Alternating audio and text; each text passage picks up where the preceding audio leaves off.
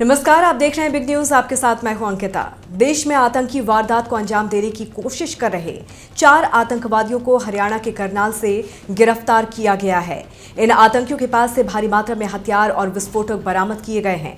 गिरफ्तार आतंकियों से पूछताछ में एक बार फिर पाकिस्तानी साजिश बेनकाब हुई है। पाकिस्तान ने भारत को दहलाने की नापाक साजिश रची थी, जिसका भांडाफोड़ हो गया है। पकड़े गए 4 आतंकियों के तार खालिस्तानी संगठन बब्बर खालसा से जुड़े हुए बताए जा रहे हैं।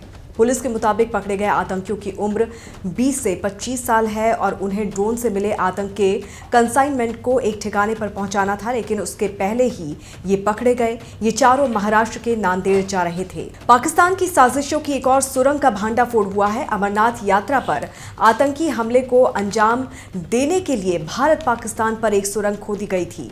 बीएसएफ के जवानों ने इस सुरंग को खोज निकाला और पाकिस्तान की आतंकी साजिश को नाकाम कर दिया। बताया जा रहा है कि इस सुरंग को पाकिस्तानी फौज की देखरेख में पेशेवर इंजीनियर्स की मदद से आतंकवादियों की घुसपैठ के लिए तैयार किया गया था। पिछले 1.5 साल में बीएसएफ ने 5वीं सुरंग ढूंढ निकाली है। सांबा बॉर्डर के नजदीक भारतीय सीमा में चक फकीरा पोस्ट के पास इस सुरंग का पता लगाया गया है। लगभग 1 किलोमीटर लंबी सुरंग पाकिस्तानी फौज की देखरेख में खोजी गई है। महाराष्ट्र के अमरावती से निर्दलीय सांसद नवनीत राणा और उनके विधायक पति रवि राणा को बुधवार को मुंबई सेशन कोर्ट ने सशर्त जमानत दे दी थी, तो वहीं नवनीत राणा की आज रिहाई हो गई है। नवनीत राणा भायखला जेल में पिछले 11 दिन से बंद थी और आज 12वें दिन उन्हें तबियत खराब होने की वजह से समय से पहले रिहाई दी गई है। दरअसल नियमों के मुताबिक शाम 5 बजे उनकी रिहाई होनी थी। वहीं नवनीत राणा के पति की रिहाई भी तलोजा जेल से 5 बजे तक हो सकती है। जम्मू कश्मीर में धारा 370 हटने के बाद अब परिसीमन समिति ने रिपोर्ट तैयार कर ली है। जम्मू कश्मीर परिसीमन समिति ने अपने कार्यकाल खत्म होने से पहले रिपोर्ट तैयार कर ली है और फाइनल रिपोर्ट कानून मंत्रालय को सौंप दी जाएगी। विधानसभा की सीटों के परिसीमन की रिपोर्ट में राज्य की कुल 83 सीटों को बढ़ाकर 90 करने का प्रस्ताव है, जिसमें जम्मू की 37 सीटों को बढ़ाकर 43 करने का और कश्मीर की 47 सीटों को बढ़ाकर 90 तक करने का प्रस्ताव है। अफगानिस्तान में तालिबान के शासन में महिलाओं की हालत बद से बदतर होती जा रही है। अब तालिबान ने महिलाओं पर नया बैन लगाया है। तालिबान ने अफगानिस्तान की महिलाओं को ड्राइविंग लाइसेंस जारी करने पर रोक लगा दी है।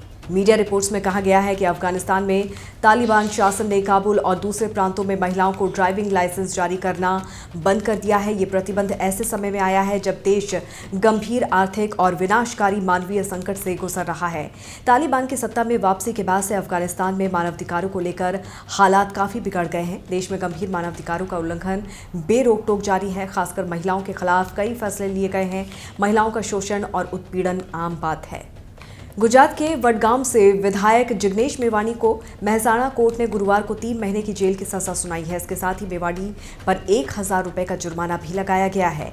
जिग्नेश मेवाणी के साथ ही कुल 12 लोगों को कोर्ट ने सजा सुनाई है। सभी लोगों को बिना अनुमति के रैली करने का दोषी पाते हुए कोर्ट ने सजा सुनाई है। विधायक जिग्नेश मेवाणी के साथ साथ एनसीपी नेता रेशमा पटेल और सुबोध परमार को भी कोर्ट की तरफ से 3 महीने की जेल की सजा सुनाई गई है। कोर्ट की तरफ से इस मामले पर करीब 5 साल बाद फैसला आया है। दोषियों ने 2017 में बिना इजाजत के आजादी कूच रैली आयोजित की थी। चुनावी रणनीतिकार प्रशांत किशोर ने बिहार की राजधानी पटना में प्रेस कॉन्फ्रेंस कर मुख्यमंत्री नीतीश कुमार और पूर्व मुख्यमंत्री लालू प्रसाद यादव पर निशाना साधते हुए कहा है कि ये लोग बिहार में बदलाव नहीं ला पाए हैं। प्रशांत ने कहा कि लालू का बिहार में 15 साल राज रहा है और नीतीश का 17 साल। लालू राज के बारे में कहा जाता है कि सामाजिक न्याय का दौर था। नीतीश राज के बारे में कहा गया सुशासन है, विकास हुआ। इन दोनों के 30 साल के शासनकाल के बावजूद बिहार पिछड़ा है। प्रशांत किशोर ने पिछले कुछ दिनों में कई लोगों से मिले हैं और कहा है कि हम साथ मिलकर काम करेंगे, आम जनता से मिलकर उनकी समस्याओं को सुनना है। मैं पार्टी बनाऊंगा भी तो वो सिर्फ मेरी पार्टी नहीं होगी, जो लोग मेरे साथ जुड़ेंगे पार्टी उनकी होगी। WHO यानी कि विश्व स्वास्थ्य संगठन की एक रिपोर्ट के मुताबिक यूरोप में होने वाली कुल मौतों के 13% के पीछे की एक बड़ी वजह मोटापा है। रिपोर्ट के मुताबिक यूरोप में करीब 60% वयस्क और 1/3 बच्चे ज्यादा वजन और मोटापे के शिकार हैं, तो वहीं अमेरिका में मोटापा एक महामारी का रूप ले चुका है। ऐसे में WHO ने मोटापे के लिए फूड डिलीवरी ऐप को जिम्मेदार ठहराया है। WHO के मुताबिक फूड डिलीवरी ऐप की वजह से लोग मोटापे का शिकार हो रहे हैं। WHO का कहना है कि मोटापे की वजह से 13 तरह के कैंसर, टाइप 2 डायबिटीज, दिल की समस्या और फेफड़ों की बीमारियां लोगों में फैल रही है। छत्तीसगढ़ के रायपुर के सिलतरा में दिल दहला देने वाली घटना सामने आई है। दरअसल एक फैक्ट्री में हवा भरने के दौरान टायर ब्लास्ट हो गया। इस हादसे में वहां मौजूद 2 कर्मचारियों की मौत हो गई। बताया जा रहा है कि यह हादसा 3 मई को हुआ। दरअसल फैक्ट्री में एक जेसीबी के टायर को निकालकर एक कर्मचारी हवा भर रहा था। वो हवा भरने के दौरान टायर पर बैठकर लगातार हवा चेक करने की कोशिश कर रहा था और तभी अचानक टायर फट गया। ये ब्लास्ट इतना भयंकर था कि टायर के पास मौजूद दोनों कर्मचारी हवा में उछल गए। इसके साथ ही उनके शरीर के कुछ टुकड़े भी आसपास बिखर गए। वहीं टायर उछलकर दूर जाकर गिरा।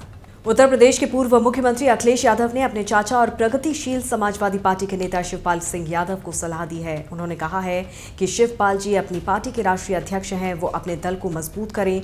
चाचा भतीजे के बीच चल रही सियासी बैर की बयार के बीच अखिलेश ने चाचा पर हमला बोला है। साफ है कि अखिलेश ये कहना चाहते हैं कि शिवपाल अब उनकी पार्टी यानी कि सपा की चिंता छोड़ दें। बाकी की अपडेट के लिए जुड़े रहिए जनभावना टाइम्स के साथ। नमस्कार।